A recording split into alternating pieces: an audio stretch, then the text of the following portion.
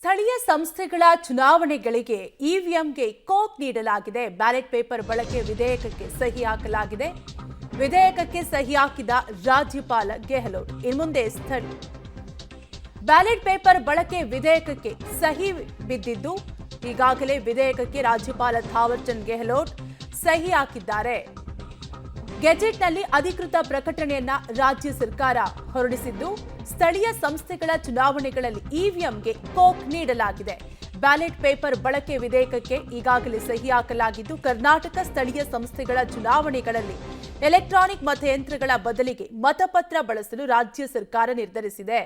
ಇದಕ್ಕಾಗಿ ಕರ್ನಾಟಕ ಗ್ರಾಮ ಸ್ವರಾಜ್ ಮತ್ತು ಪಂಚಾಯತ್ ರಾಜ್ ತಿದ್ದುಪಡಿ ವಿಧೇಯಕ 2026 ಸದನದಲ್ಲಿ ಮಂಡಿಸಿ ಅನುಮೋದನೆಯನ್ನು ಕೂಡ ಪಡೆಯಲಾಗಿದೆ. ಗ್ರಾಮ ಪಂಚಾಯತ್, ತಾಲೂಕು ಪಂಚಾಯತ್ ಮತ್ತು ಜಿಲ್ಲಾ ಪಂಚಾಯತ್ ಚುನಾವಣೆಗಳಲ್ಲಿ ಇನ್ಮುಂದೆ ಮತಪತ್ರಗಳನ್ನೇ ಬಳಸಲಾಗುತ್ತೆ. ಚುನಾವಣಾ ಪ್ರಕ್ರಿಯೆಯಲ್ಲಿ ಪಾರದರ್ಶಕತೆ ತರಲು ಮತ್ತು ಇವಿಎಂ ಬಗ್ಗೆ ಇರುವ ಗೊಂದಲಗಳನ್ನು ನಿವಾರಿಸಲು ಈ ಕ್ರಮ ಕೈಗೊಳ್ಳಲಾಗಿದೆ ಅಂತ ತಿಳಿಸಲಾಗಿದೆ. ಡೀಟೇಲ್ಸ್ ಕೊಡ್ತಾರೆ ನಮ್ಮ ಪ್ರತಿನಿಧಿ ಮಸೂದ್, ದೂರವಾಣಿ ಸಂಪರ್ಕದಲ್ಲಿ ಕನೆಕ್ಟ್ ಆಗಿದ್ದಾರೆ. ಮಸೂದ್, ಅಂತೂ ರಾಜ್ಯಪಾಲರ ಒಪ್ಪಿಗೆ ಸಿಕ್ಕಿದೆ. ಬಿಜೆಪಿ ಮತ್ತೆ ಕಾನೂನು ಹೋರಾಟ ಮಾಡಬಹುದಾ, ಹೇಗೆ ಅಂತ?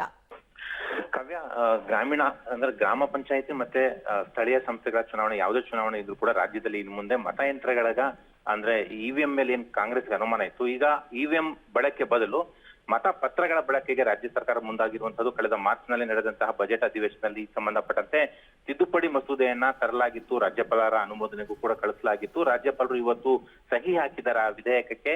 ತಕ್ಷಣ ರಾಜ್ಯ ಸರ್ಕಾರ ಗೆಜೆಟ್ ನೋಟಿಫಿಕೇಶನ್ ಹೊರಡಿಸಿ ಆದೇಶ ಕೂಡ ಹೊರಡಿಸಿದೆ. ಇನ್ ಮುಂದೆ ಅದು ಕಾಯ್ದೆಯಾಗಿ ಜಾರಿಯಾಗಿದೆ.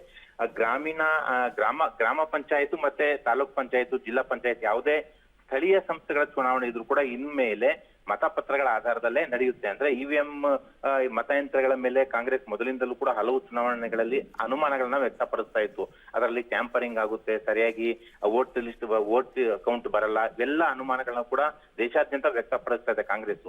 ಅದಕ್ಕೆ ಕೌಂಟರ್ ಆಗಿ ಈಗ ರಾಜ್ಯದಲ್ಲಿ ಸ್ಥಳೀಯ ಸಂಸ್ಥೆಗಳ ಚುನಾವಣೆಗೆ ಮತಪತ್ರಗಳ ಬಳಕೆಗೆ ರಾಜ್ಯ ಸರ್ಕಾರ ಒತ್ತು ಕೊಟ್ಟಿದೆ. ಇನ್ನು ಮುಂದೆ ರಾಜ್ಯದಲ್ಲಿ ನಡೆಯುವಂತಹ ಯಾವುದೇ ಸ್ಥಳೀಯ ಸಂಸ್ಥೆಗಳ ಚುನಾವಣೆ ಇದ್ರೂ ಕೂಡ ಮತಪತ್ರಗಳ ಆಧಾರದಲ್ಲೇ ನಡೆಯುತ್ತೆ. ಅಲ್ಲಿ ಒಂದ್ ರೀತಿಯಲ್ಲಿ ಕರಾರುವಾಕ್ಕಾದಂತಹ ಒಂದು ಕೌಂಟಿಂಗ್ ಸಿಗುತ್ತೆ ಅನ್ನುವಂಥದ್ದು ಕಾಂಗ್ರೆಸ್ ನಂಬಿಕೆ. ಜೊತೆಗೆ ಇದು ಒಂದ್ ರೀತಿಯಲ್ಲಿ ಬಿಜೆಪಿಗೆ ಕೌಂಟರ್ ಕೂಡ.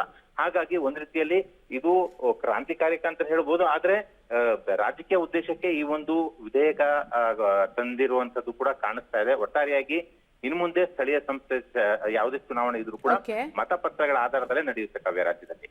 Thank you Masood, ಡೀಟೇಲ್ಸ್ಗಾಗಿ.